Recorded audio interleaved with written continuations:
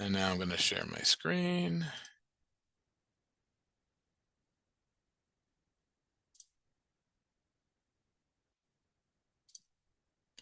Okay. Can you see my screen? Just a yes or no? Yes, excellent. So the title for this talk is Lo haya davar mikol asher tiva Moshe asher lo kara Yehoshua. This is a verse from chapter 9 or chapter 8 of the book of Joshua, where Joshua reads from the Torah to the people, and it says that he didn't miss anything from what was commanded by Moses. He read it all to them. And so that's my title. You'll see by the end I'm trying to give an homage to Joshua Seixas, that he knew Torah. And that's why I use that verse as my title. But the subtitle is really telling as well. J. Seixas, Shearith, Israel's wayward son, an insider on the outside. So we'll get right into it. It's an interesting story, but there's a lot of pieces. So we'll see how it goes by the end. The starting point, many of you know, and yes, that is a picture of who I wrote on the bottom right. It has nothing to do with this class. So I didn't have a picture of when he gave this class. In 2017 and 2018, Rabbi Rode gave a course of Hebrew grammar, which he entitled An Old-Fashioned Hebrew Course, an overview of Hebrew grammar based upon the historic Hebrew grammar for the use of the beginners by James Joshua Seixas. And he even included in the catalog a little picture of that primer, that grammar book that James Seixas published. And he used that book in a semester's worth of classes. I don't think there were that many students, but there were a few. And maybe he can tell us at the end how successful using that book was in teaching Hebrew grammar, biblical Hebrew grammar. Okay, that's where I had heard of Joshua Seixas beforehand, but that's where it became something as a matter of practical import, when someone was using his grammar book today in the here and now to teach Hebrew grammar to our congregants. Now, just to make sure everyone knows who we're talking about, Joshua Seixas, who's the subject of this class, is over here, is a son of Gershom Mendy Seixas. Gershom Mendy Seixas being the chazan of our congregation from the 1760s until his death in 1815, 1814, 1815, no, 1816 it says here. He had a lot of children with two wives. His first wife died after 4 or 5 children, and then he had a second wife, Hannah Manuel, who he had several more children with. And Joshua is somewhere in the middle of that group, born in 1802. Gershom Mendy Seixas dies in 1816. So Gershom Mendy Seixas died when Joshua was only 14 years old, a teenager. But this is who we're talking about, the son of the chazan of our congregation, the most famous chazan of our congregation, Gershom Mendy Seixas. So Joshua Seixas grows up in Shearith, Israel, and he gets married when he is 18 or 19 years old, or 20 years old, to a woman named Henrietta Raphael, who was born in Richmond, to a wealthy businessman there named Samuel Raphael. And if you look up the history of the Jewish community of Richmond, he's all over the place. He's one of the main founders or main stalwarts of that community, Beth Shalom in Richmond. And he has 10 children with her, I believe. And you can see this is from the First American Families book. And you can see that the first children that they had were in Richmond. And then he moves to New York, then Massachusetts, and then back to New York. So we're going to learn about his story. Now, Joshua grew up in the synagogue. And there is an article about him from the 1930s, from something called the Improvement Era, which we're going to quote a little bit later. But there's a quote in there from our president, Parnas, Captain Phillips, N. Taylor Phillips. And this is the quote. This is a little telling of who he was. Joshua Seixas was, of course, well known in the Spanish-Portuguese synagogue, of which I am the present president. This is Captain Phillips in 1936. He was for many years its chief Hebrew instructor and in fact taught my own father, the late Isaac Phillips, the portion of the law which he read at the time of his bar mitzvah in 1825. He was possessed of considerable musical talent and founded the first organized choir of the congregation beginning in the 19th century. Subsequently left New York City and at various times located in different places in this country. Kind of not a very detailed ending, but it gets you the beginning. He taught Hebrew in the Hebrew school here, and he taught Isaac Phillips, among many other students, for their bar mitzvah. And he was musical, and he was good. Now, the article that this quote came from was a man named Leroy Snow in something called The Improvement Era. The Improvement Era is not a magazine most people will have heard from, not a periodical most people will have heard about. It is a Mormon publication. It ceased publication in the 1970s, but it was had a long history. And the beginning of the article is telling. I'm just going to move this out of the way so we can see the beginning of the article. Who was Professor Joshua Seixas by Leroy Snow?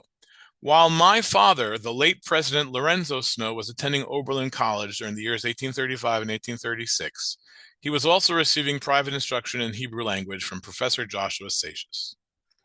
Just an aside, but he doesn't tell you here, but it's assumed that the reader knows, because if you're getting the Improvement Era, you know this. Lorenzo Snow was, in the late 19th and early 20th centuries, the head of the Church of Latter-day Saints, the president, or whatever the right title is. He was, the head of the elders of the Mormon Church. So he studied with Joshua Seixas in the years 1835, 1836. For several years now, this is in 1936, I have done considerable research in order to learn what I could about Professor Seixas because of a personal interest. He taught my father. However, the Latter-day Saints, you Mormons who are reading this magazine, should feel a greater interest in this learned Hebraist. The following entry appears in the prophet Joseph Smith's journal under the date of Saturday, January 30th, 1836. Quote, attended school, as usual, and waited upon several visitors and showed them the record of Abraham. That's one of the discoveries that Joseph Smith made, in addition to the Book of Mormon and all these other things. Mr. Seixas, our Hebrew teacher, examined it with deep interest and pronounced it to be original beyond all doubt. He is a man of excellent understanding and has knowledge of many languages which were spoken by the ancients, and he is an honorable man so far as I can judge. So, in his diary, Joseph Smith, the founder of the Church of Latter-day Saints, the Mormons, the founder of Mormonism, is relying on our Hebrew teacher from Shearith, Israel, Joshua Seixas, to verify some of his religious texts that he found, the record of Abraham. This is a picture of Lorenzo Snow, by the way, not Joseph Smith, but in that circle a little bit. We'll hear a little bit later. Lorenzo Snow was a student in Oberlin College who studied Hebrew with Joshua Seixas.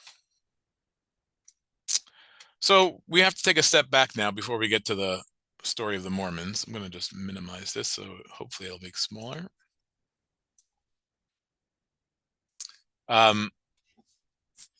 By the way, the main source for all of the information that I am going to tell you here, or nearly all of it, is an article by Shalom Goldman, which the title is James Joshua Seixas, Jewish Apostasy and Christian Hebraism in Early 19th Century America.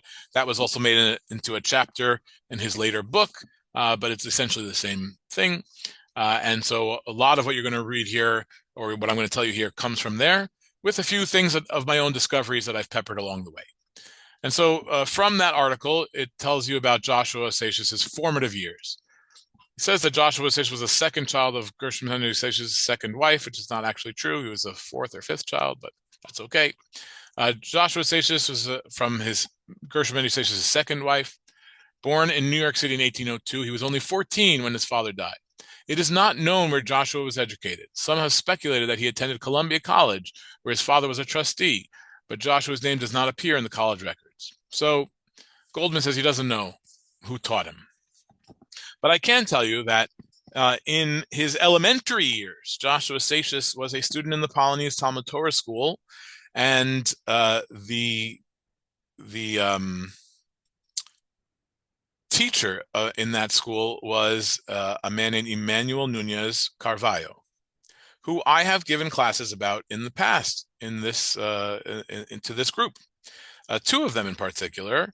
One about this very strange Enoch's alphabet document, which I found in our archives, which was a letter from Samson Simpson to Joseph Simpson, or I think Samson Simpson to Emmanuel Carvalho, describing this unusual alphabet, mystic alphabet. And then the other, I gave a class about halachic controversy about a Kohen who married the daughter of a convert,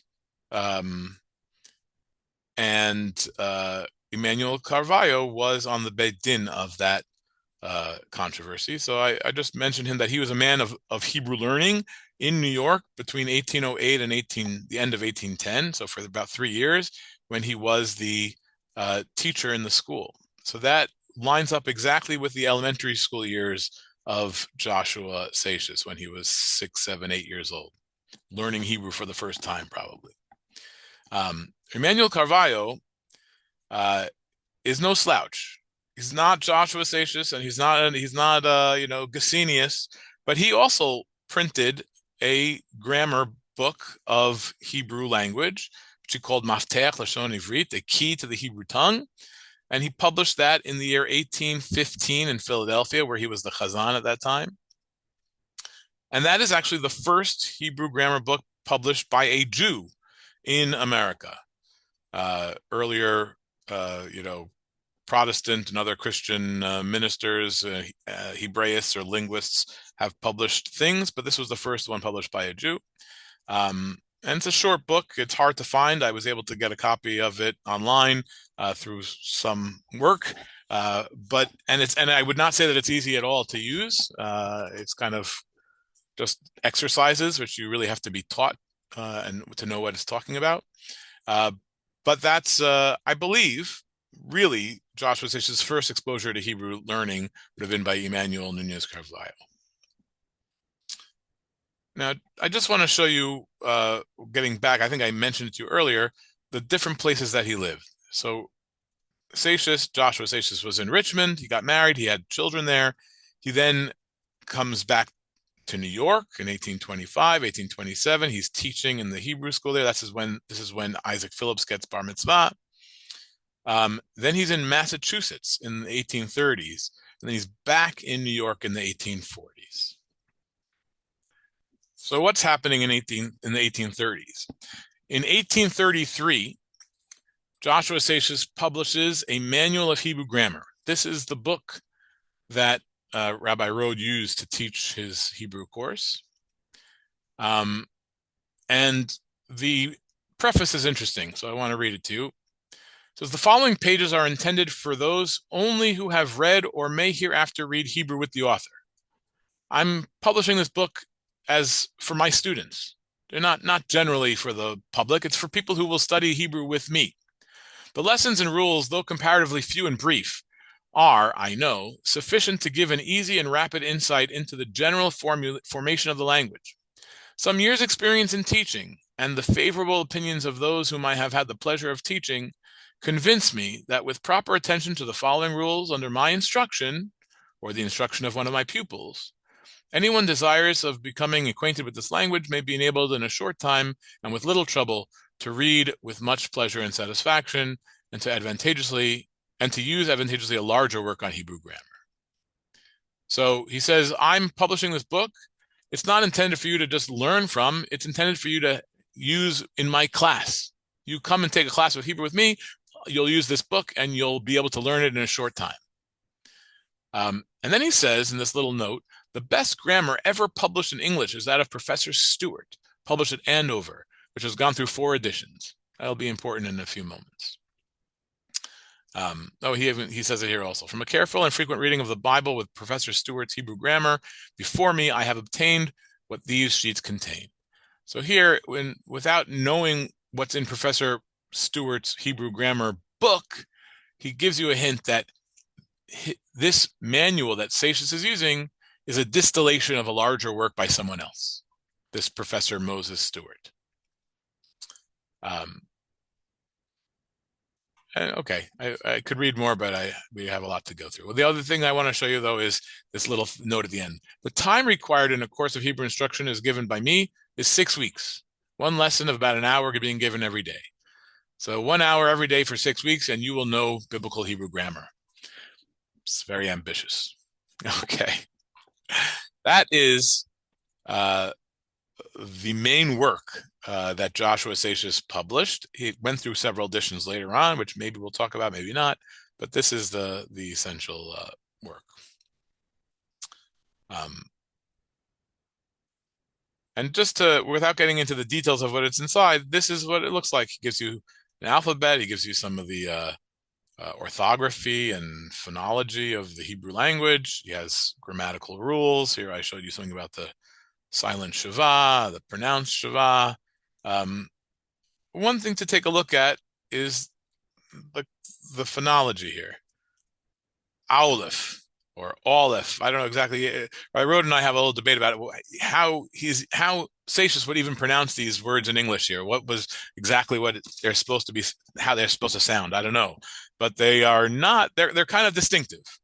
And they're Spanish Portuguese. As you can see here, the ngayin, that's not an Ashkenazi pronunciation. On the other hand, the komats, that's kind of Ashkenazi. Aw, as in law. And that's the Kamatz Gadol, that he's pronouncing aw. So it's sort of a mixture of Sephardic and Ashkenazic Hebrew pronunciation in his book. But it's interesting. There's no vet, by the way, Aleph, Bet, Gimel, Daled, but he does tell you that there's a pei and a fei and a sin and a shin. So you can tell also that he's using Sephardic Hebrew in his book. Okay. And it's fairly learned. It's very condensed. It's very small, short, but it's fairly learned. And I think that's why Rabbi Rode chose it. Simple, short, but packs in a lot.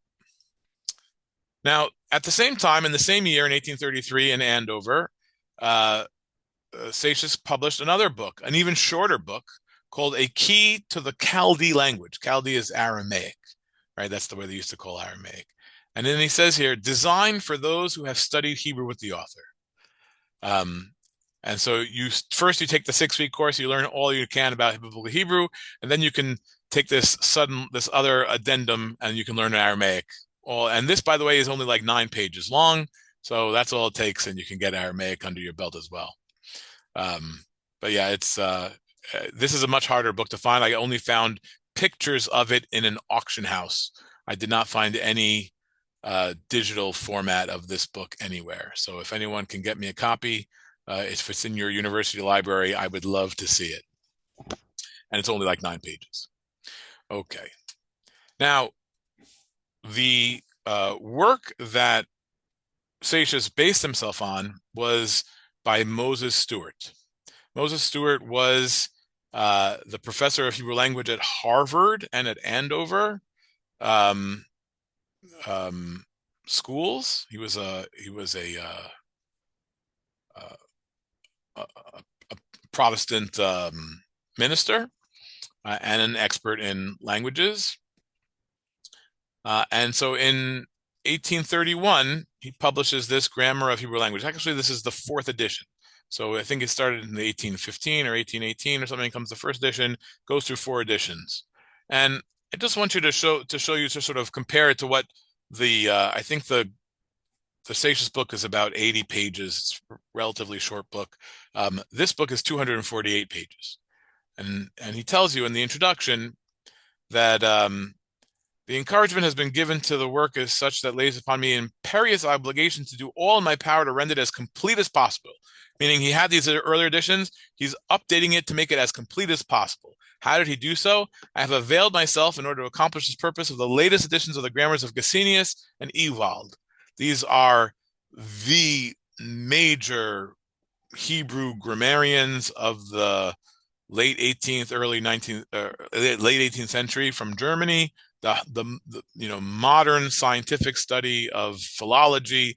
These are the top grammarians of Hebrew language, and so he's telling you that he's using the very best to update his work.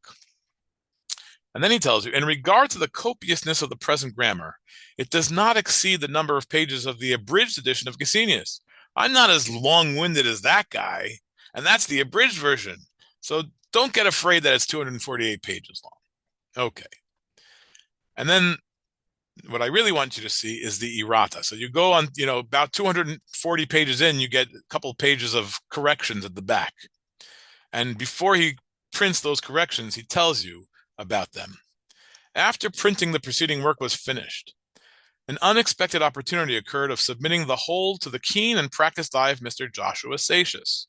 That's our guy, who, being a Hebrew by birth and the son of a rabbi, has such a knowledge of the Hebrew language as may be called vernacular. He really knows Hebrew well. He knows it from birth.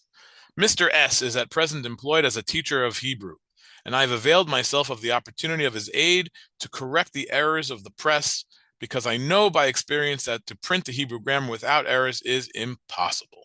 And he goes on, and he actually says some very nice things about Mr. Seixas, which we don't have to get into now, but he gives credit where credit is due, and now we know that Stuart and Seixas have a relationship, and they actually have a correspondence, and they're quite good friends. You can tell from the correspondence, which I don't have a copy for you here, but just take my word for it, that they are close companions. Stuart is the elder statesman, Seixas is the young grammarian, but they have a nice relationship in Massachusetts, where Seixas has moved.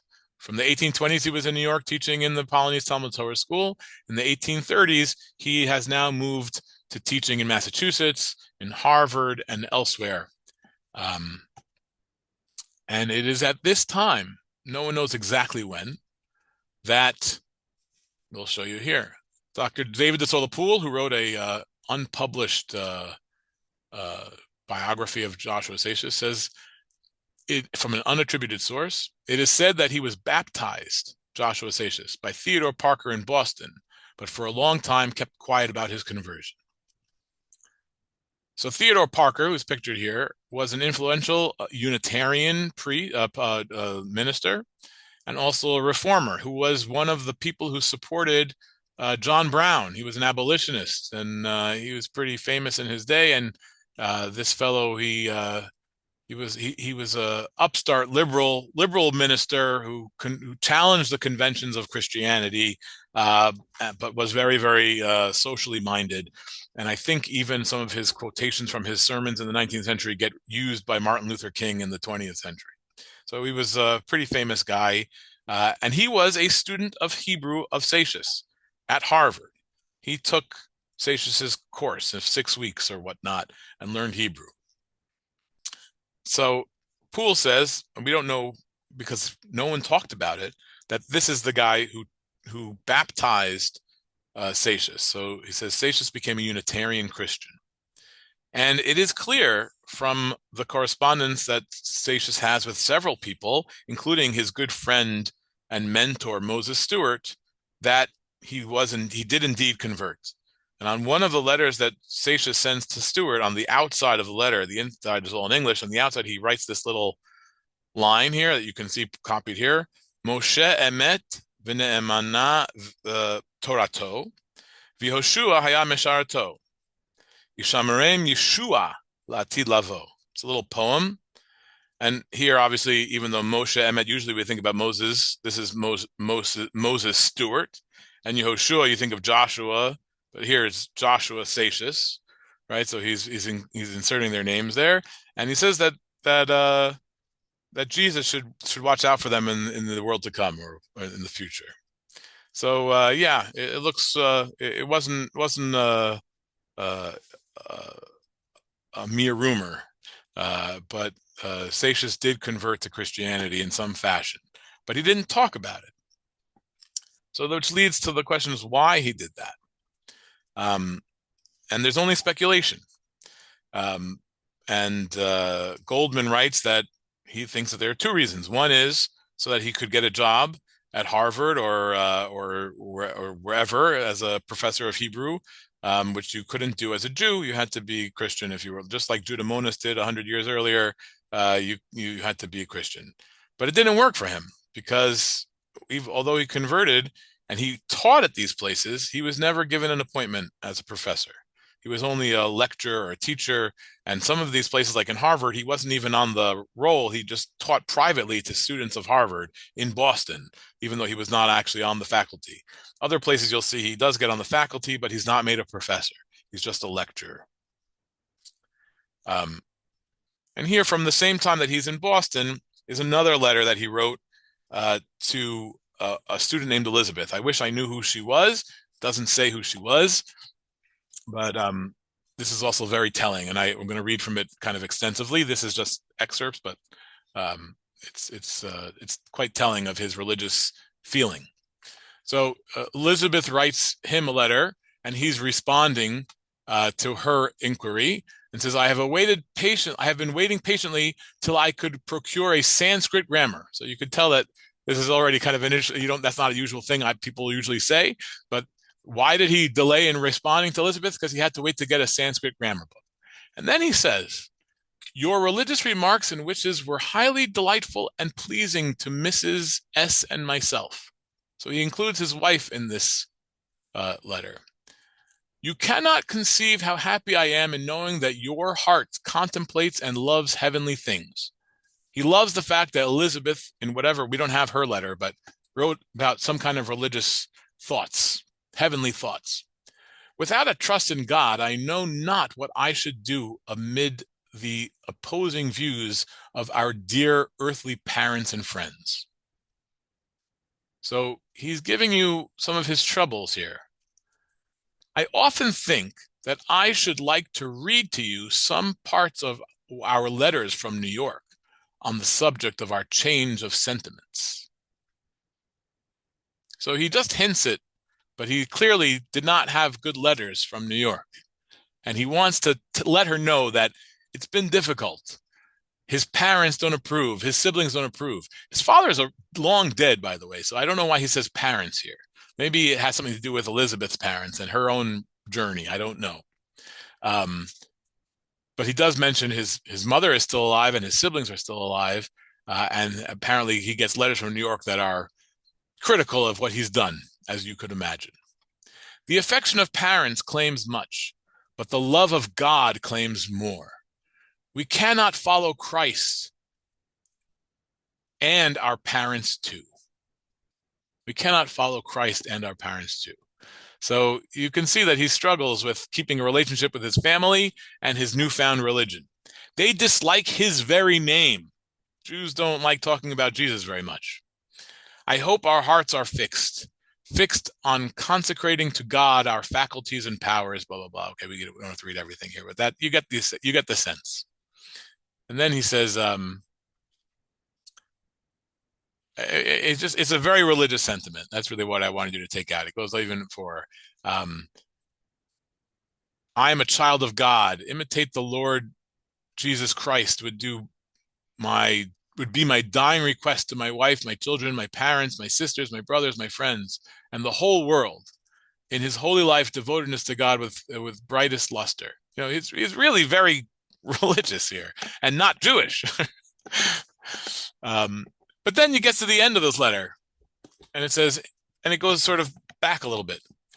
And we don't have this part of the letter, by the way. Enclosed, you have, and I think it says Susan. I think that's what it says. You have Susan in Hebrew, Chaldaic, Syriac, Arabic, and Samaritan.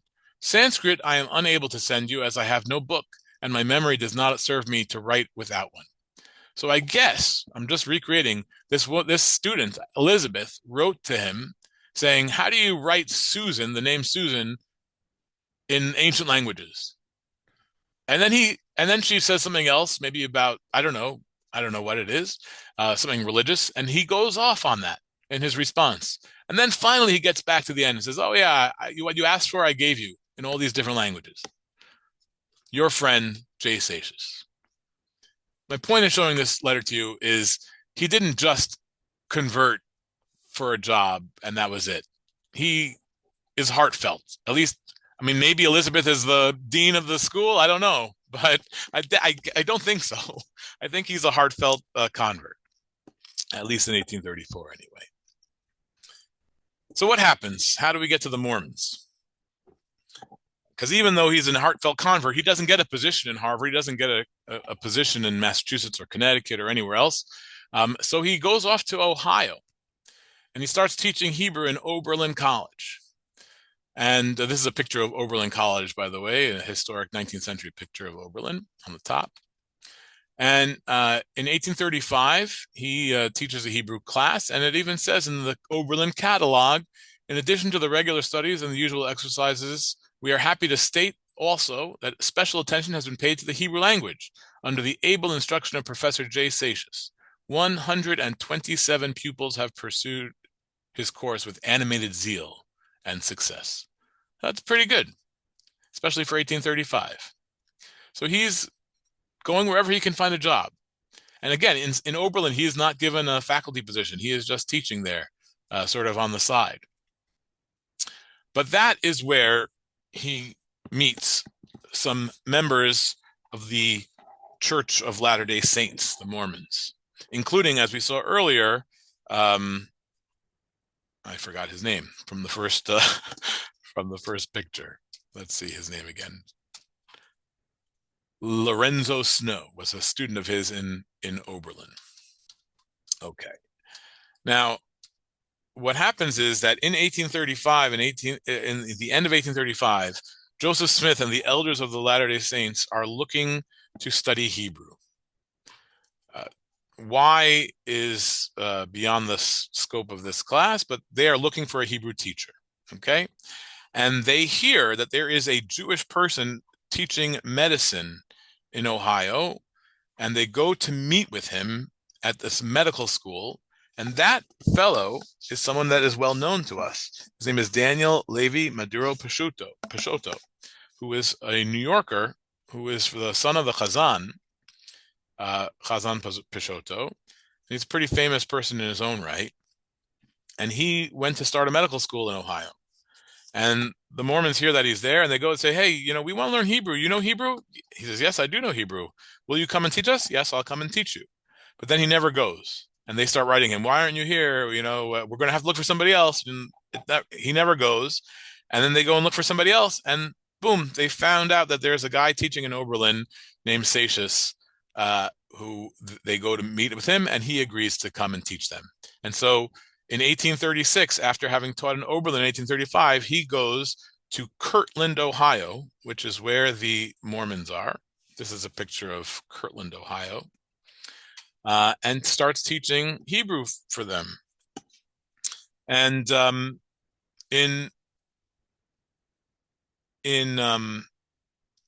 it's not clear if to the Mormons he ever reveals that he has apostatized, because they only ever refer to him as a devout Jew. And Goldman's article goes to great lengths to try to say, well, they have their own reasons. They want to learn authentic Hebrew from a Jew. They don't want it from a Christian. They want Hebrew from a Jew. So it serves their purposes to always refer to him as a devout Jew, when he had already been converted to Christianity. I don't know how to evaluate any of that. It's just take it at Seixas was wishy-washy about his own. He didn't reveal to people what he was. He didn't say he was Christian, didn't say he was Jewish. He just sort of kept it to himself. And you see that sometimes in the letters. So here is an entry from Joseph Smith's diary, February 19th, 1836. I conversed with Mr. Seixas on the subject of religion at my house this afternoon. This is Joseph Smith.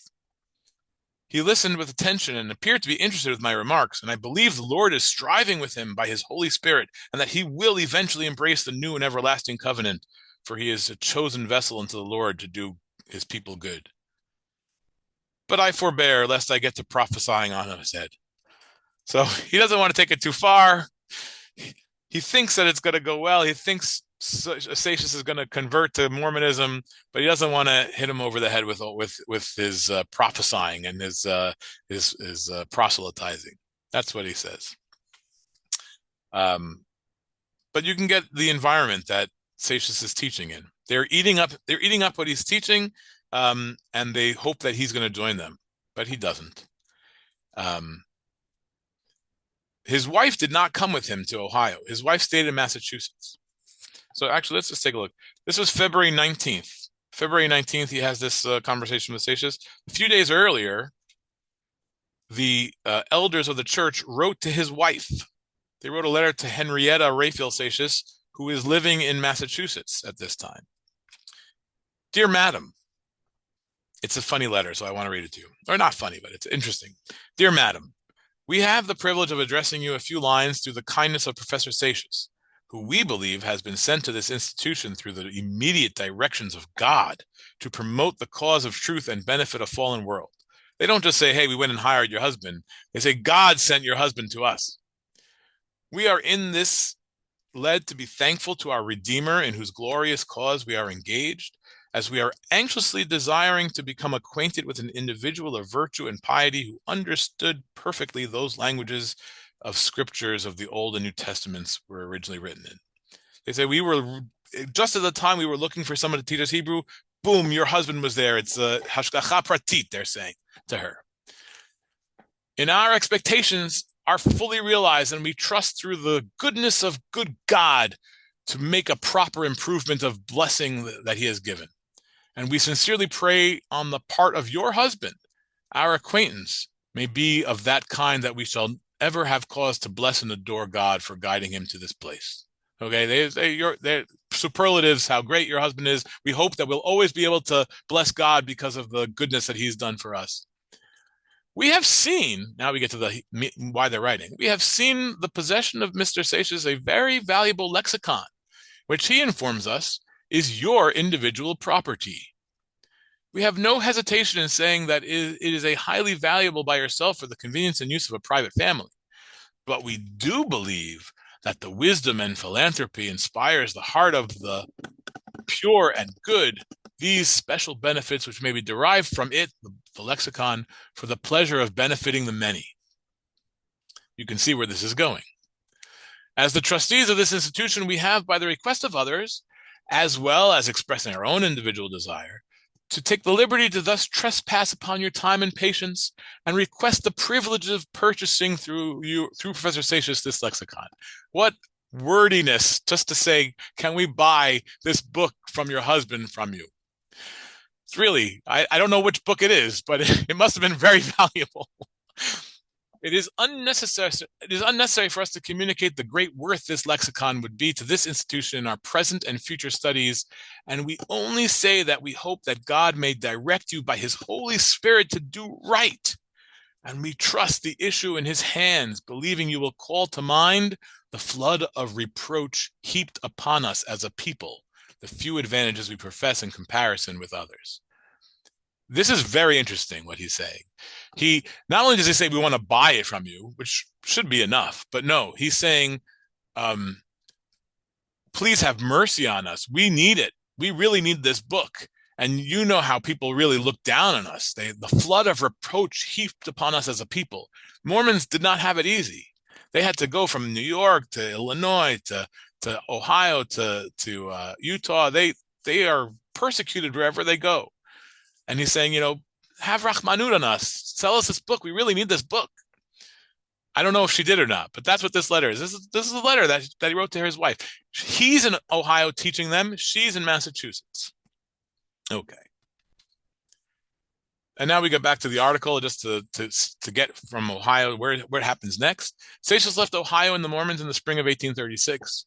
The next indication of the family's whereabouts is the record of his daughter Selena's birth in Staten Island, New York in 1838. Don't know what happens between 1836 and 1838, but they're in New York after a 6-year absence in 1838. What did he do?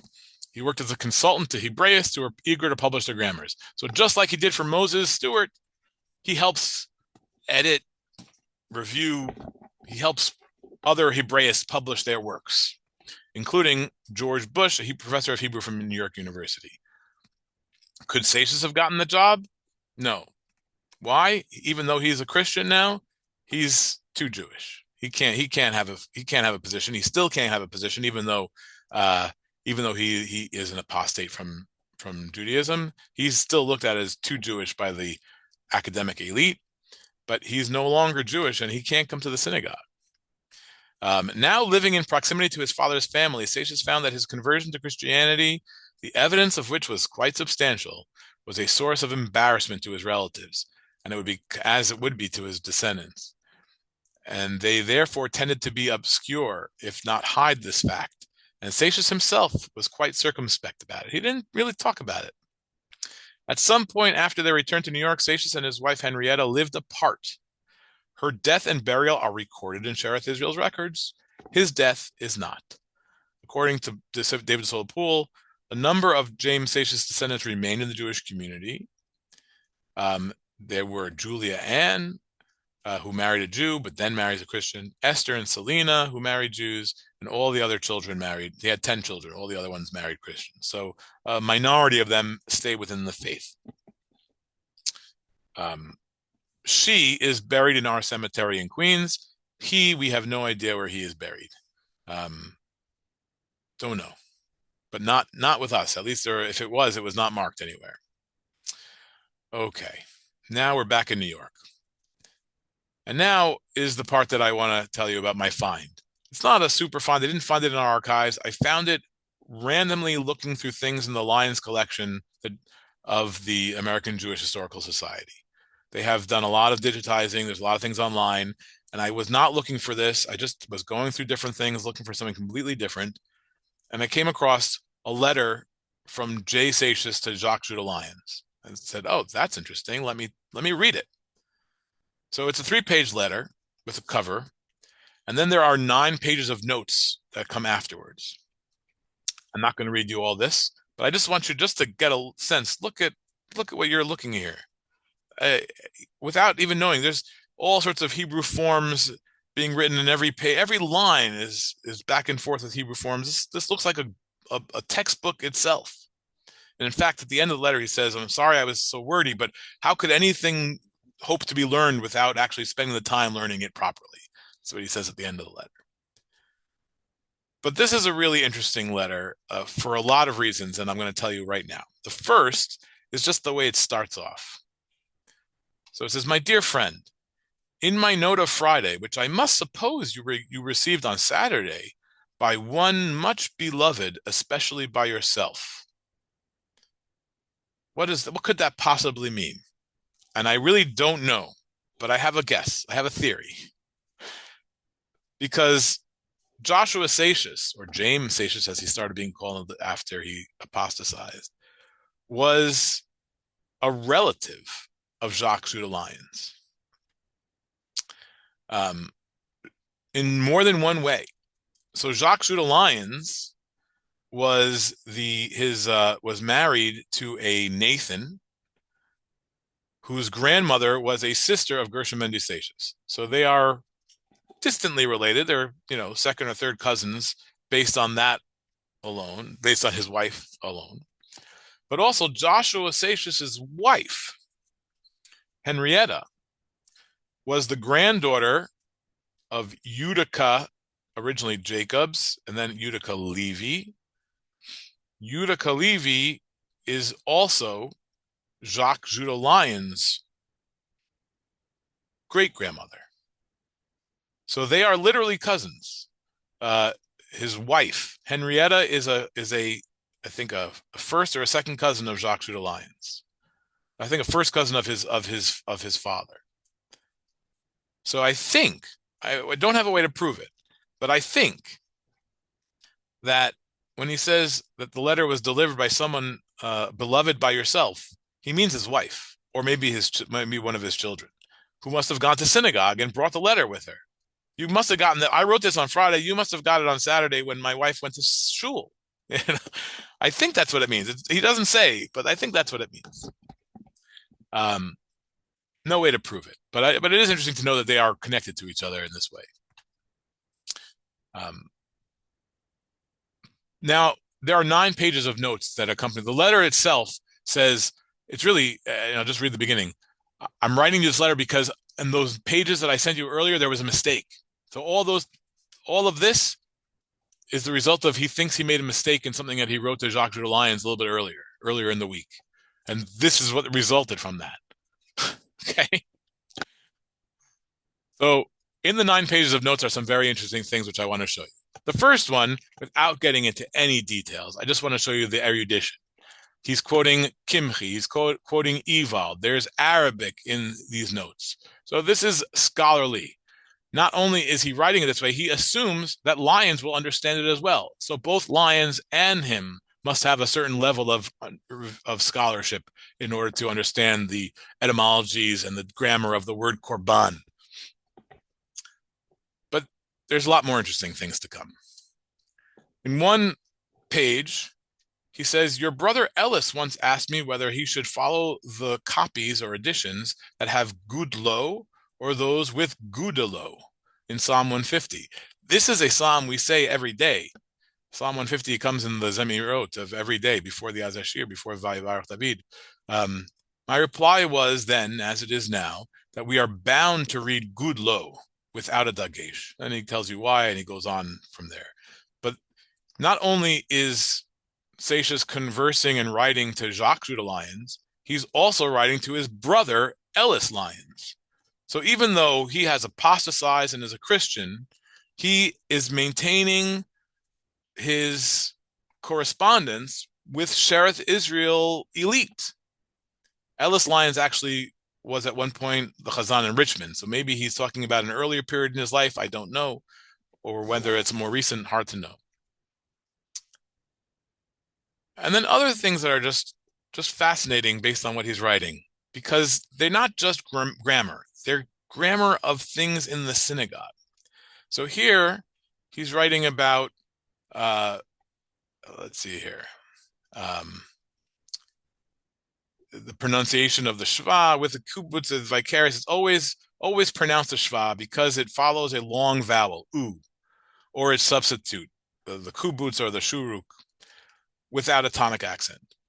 But by what law, rule, philosophy, or for what reason forms like uchmo, ubne, ulchol, ug alo, and umritem, and a host of others which your own thoughts can supply, are to be read with silent shva is above and beyond my pretty extensive research.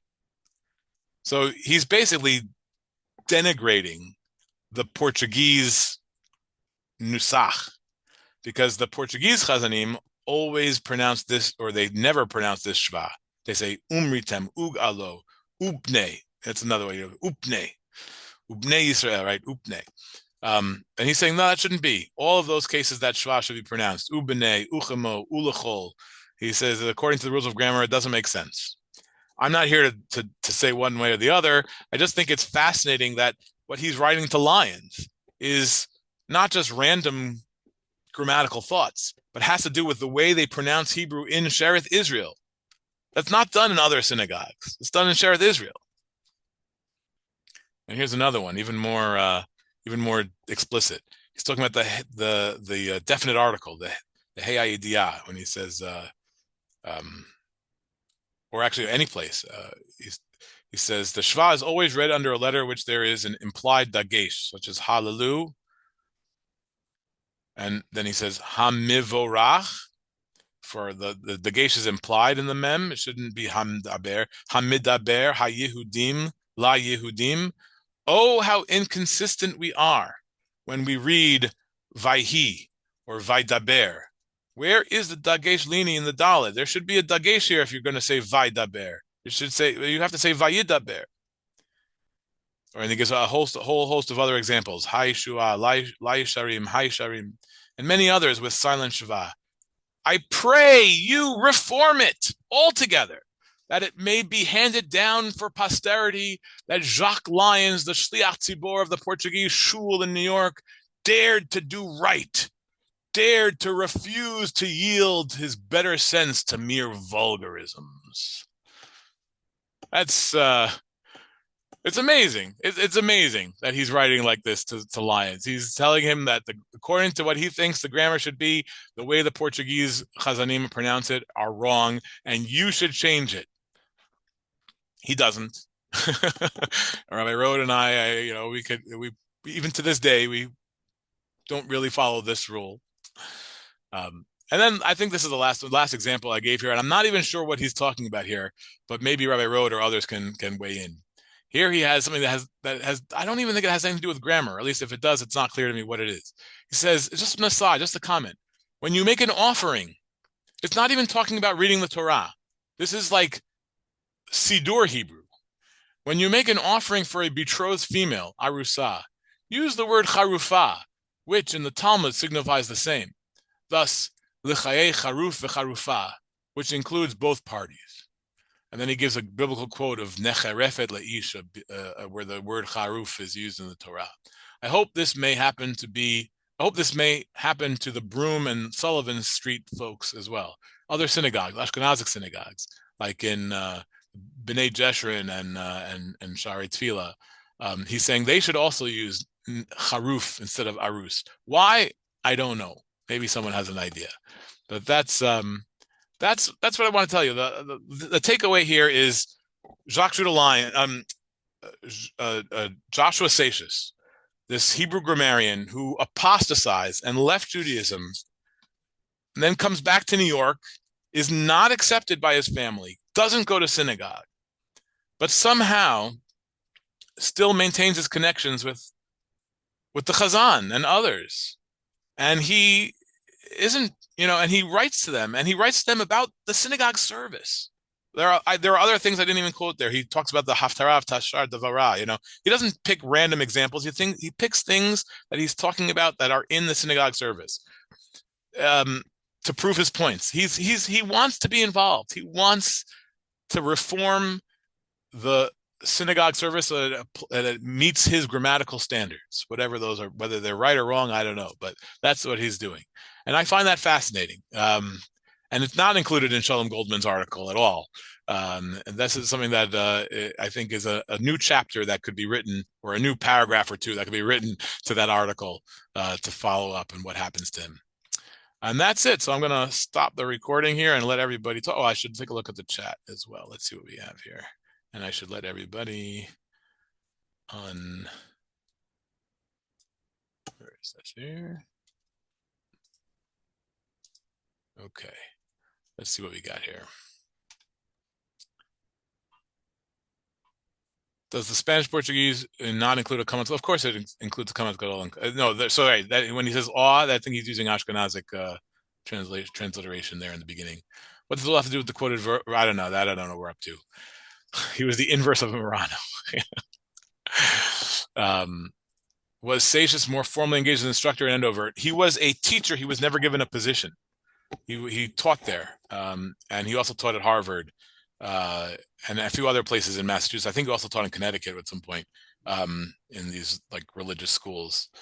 But he was always an instructor or a private teacher. He was never given an appointment. The professor the chair of the professor of Hebrew language is at a university, was never allowed to do that.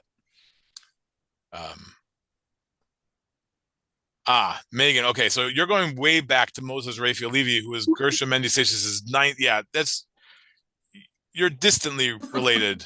It's pretty distant. You're probably related to all the other families in Shearith Israel as well. Was this Carvalho the father of the photographer? No, this is the uncle. Carvalho's journey, the one who's the daguerreotypist, the artist, was the son of David Nunez Carvalho, I think is his name. And that was the brother of Emmanuel Nunez Carvalho. And that's all. Okay. Any quote? Anyone? Rabbi Rode, why do you think he wants to use charuf instead of arus? Two particularly completely different things occur to me. One is that, first of all, he possibly wants to, Talmudically, to call anybody to call our engagement, that's it, and somebody who is engaged by American Protestant standards, and arus implies that they've had erusin, which they had. I see. And so he's possibly trying to, and he knows that our custom is to call somebody up before they actually have an erusin as an arus, and saying that they're engaged, but that's the wrong word to use. But so he's trying to use a different word and substituted the word which also means something like, Betrothed or whatever. Although Harufa Nechrefet seems to be, she's pretty well close there too. So it also seems to be kind of an heresy. So there's one possible reason. Then another way to look at it, it maybe have to do with my usual problem, which I did change a minhag. So Ha'arus, ha'arus. Yeah, the ha'arus and ha'arus business, because the custom was to say ha'arus, which is wrong grammar. It's the grammar according to everybody else. It's ha'arus, and then it's ha'arusa.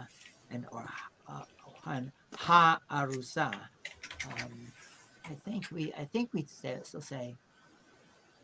I don't think we say I don't think that was custom was ever to say ha'arusa. I don't think that was. But the problem was we say ha'arus, which is wrong. So yeah, don't forget that it is Portuguese. What? It was translated. The original language in the congregation was Portuguese, right? And after the revolution, it became Hebrew, and made up Hebrew. But it was Senhora Seu Noiva in Portuguese. Oh, when they make a Mishaberach for a engaged person in Amsterdam, they use Portuguese? Yeah, sure. Everything you say in Hebrew during Mishaberach is all in Portuguese. And also in London, Senhora Seu Noiva is in the months, and also the Chatanim on between Rosh Hashanah and Simchat Torah, Noivos Delay, they're called, not Chatan Torah and Chatan Bereshit. Okay, but still, why does he want to change the? So why? Change the Hebrew word from one to the other. So, according to Isaias, it's even these terms arus and arusa were inventions. Right. Whoever made it up, and whoever so Claude, who wrote in here that they wanted to use a biblical word, although okay. So perhaps want to avoid some implication that their person had erusin. That's one reason to use a different word that's less implying that. But like I said, the other problem is perhaps that this business of the whether it should be using that segol, which is I don't think never say. Well, the question is, would they ever say hecharuf? But I doubt it. Okay, they didn't use the haruf at all. We didn't accept that one. They didn't do it. Yeah. So now I'll tell you, there's going to be a part 2 of this class one day. I don't know when it's going to be. I have to do a lot of research before I can have it. But I'll tell you, going in that cover letter for the letter that Seixas writes to Lyons.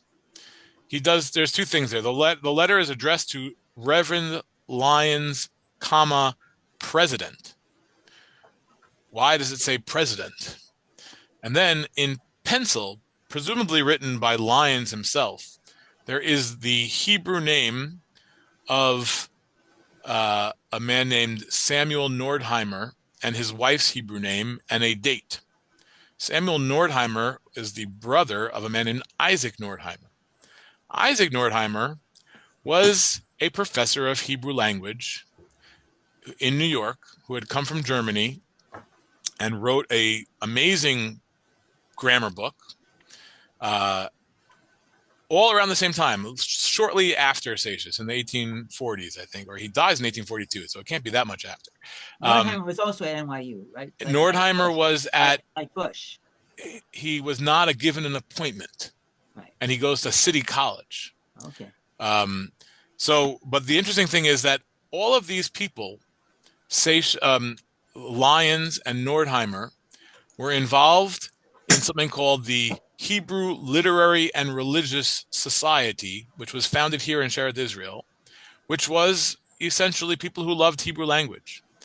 And what I think I'm seeing from these letters is that Seixas was part of it too, although he's never listed as being part of it because he had apostatized. But I think he was part of it too. And that's going to be my follow-up. I'm going to do a little research for you. You have to learn. So Shearith Israel, our little congregation here, is responsible for Emmanuel Nunes Carvalho's, the first Jewish person to write a grammar of Hebrew, Joshua Seixas, his manual of Hebrew language, and Isaac Nordheimer, who also wrote Hebrew grammar in the 19th century. So we got a long tradition of Hebrew grammarians here at Shearith Israel, and that's what it'll be part 2 about. Have a great evening, everybody. 9:05. I went a little over. I'm sorry. Hope you enjoyed. Ask a quick question. Of course, Annette, of course.